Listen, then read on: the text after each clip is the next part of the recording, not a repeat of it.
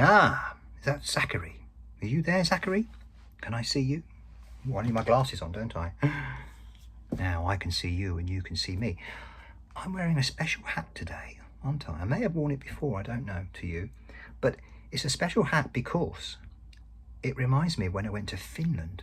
And I'm going to read you a story about some people, some Moomins, who live in Finland. Have you heard of the Moomins? Where they live, it's very cold and snowy and dark for half of the year, from November through to April. Yeah? And I thought you might like to hear some of this story. This is Moomin Troll. He's the star of what I'm going to read about. And he's the son of Moomin Mama and Moomin Papa. And there is Mum and Dad. Yeah? And there's lots of other characters, but we'll concentrate on Moomin Troll. Yeah? Now hopefully you might like this story, Zach. Okay, and it's from a book called Moominland Midwinter. Yeah, and you can see all the ice and the snow, and even the lakes get completely frozen over. Now it's rather warm in here, so I'm going to take my hat off. Oh, there we are. You can see my grey hair, and I'm going to read from the first chapter. Okay, and there are some pictures. There's Moomin Troll looking at the snow on the leaves on the tree, because he knows that what Moomins do, like a lot of other animals, bears and little sort of dormice and other things, hedgehogs, they hibernate in the winter. When it gets too cold, they decide to snuggle up and they sleep all the way through between November and April. So they miss out on Christmas and New Year, don't they? But nonetheless, they are asleep. So this is called Snowed Up in the Drawing Room. Okay. So the sky was almost black. Can you see? Look, a black sky.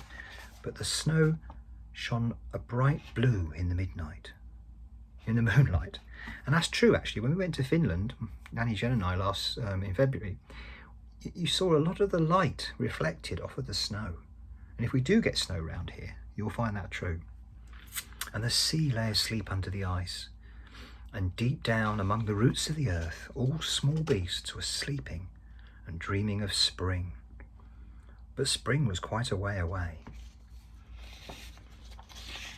Now the Moomins had a nice house, and inside was warm and cosy, and they'd got themselves all set up for their hibernating.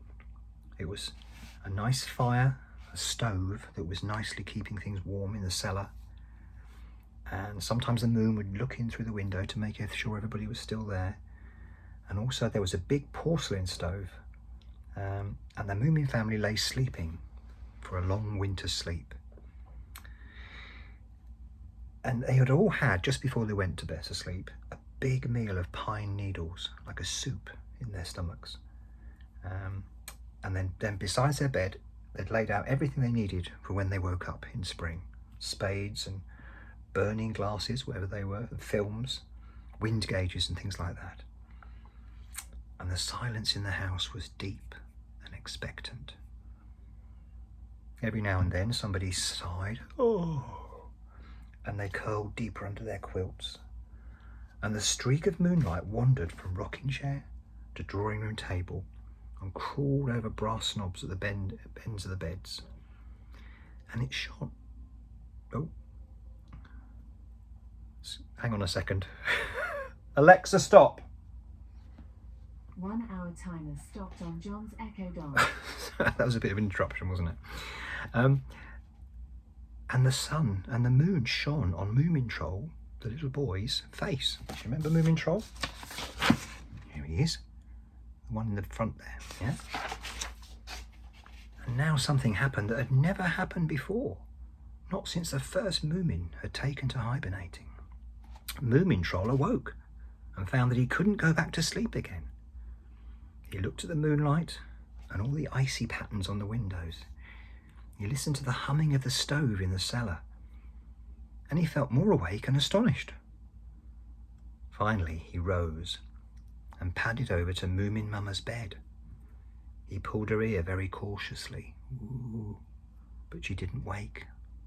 Do you do that, Zach, if you want to wake up your mummy? Pull her ear. Not to be recommended, I don't think. She just curled up in an uninterested ball. She's still fast asleep.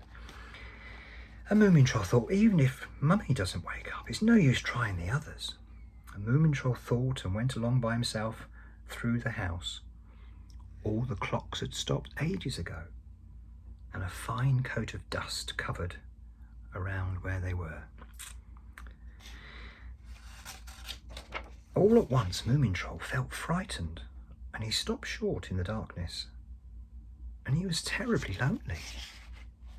"Mother, wake up!" Moomin Troll shouted. "All the world's got lost."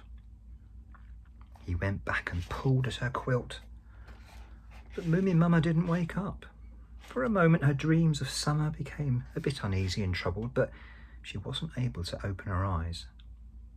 So Moomin Troll curled up on her bed mat, and the long winter night went on. Okay, so that's the end of the first bit of the chapter, right, about the Moomins. And there's Moomin Troll, Moomin Mama, Moomin Papa. And if you're interested in carrying on the story, you know what to do, yeah? Okay, take care, see you next time.